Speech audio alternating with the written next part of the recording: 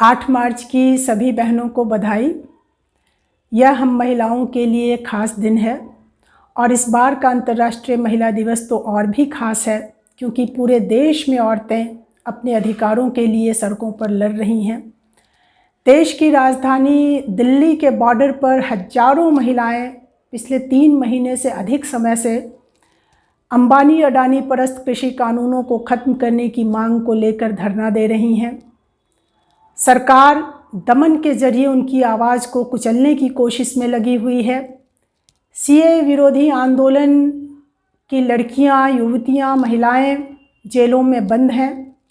दलितों और आदिवासियों के हक की बात करने वाली वामपंथी बुद्धिजीवी महिलाओं को जेल में बंद करके रखा गया है।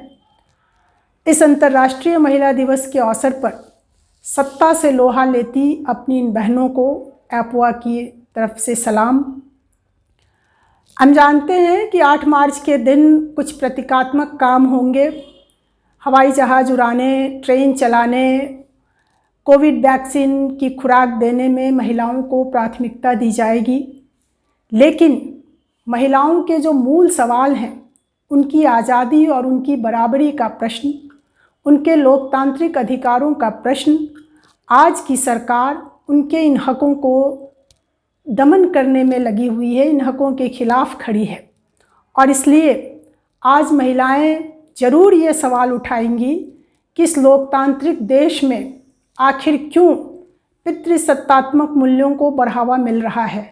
देश के सुप्रीम कोर्ट का न्यायाधीश महिलाओं को आंदोलन से अलग रहने की बात कर रहा है, बलात्कारी के साथ शादी कर लेने की सलाह दे रहा है।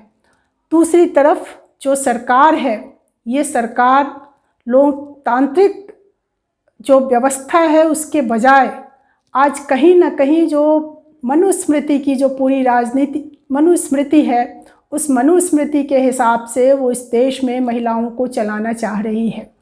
आज हम देख रहे हैं कि महिलाओं पर बलात्कार और हिंसा की घटनाएं बढ़ रही हैं और सरकार महिलाओं को ही नसीहत देने में लगी हुई है और अपराधी बलात्कारियों को संरक्षण मिल रहा है। इस देश में सब कुछ आज बेचा जा रहा है। जो भी श्रम कानूनों में महिलाओं ने सुधार करवाए थे अपने लंबे आंदोलन के जरिए, आज उन श्रम कानूनों को ख़त्म किया जा रहा है। इस देश में निजी घरानों को, पूंजीपतियों को बढ़ावा मिल रहा है। रसोई गैस महंगा हो रहा है, राशन व्यवस्था ख़त्म करने की कोशिश हो रही है और हिंदुस्तान की महिलाएं आज भी कुपोषण की शिकार हो रही हैं। उनके शरीर में खून नहीं बन पा रहा है। तो ये महिलाओं के आर्थिक अधिकारों पर हमला और महिलाओं को एक बार फिर से पुराने समाज में ढकेल देने की कोशिश, ये जो दो तरफा चाल सरकार चल रही है, महिलाएं इसके खिलाफ आज आंदोलन में खड़ी हैं।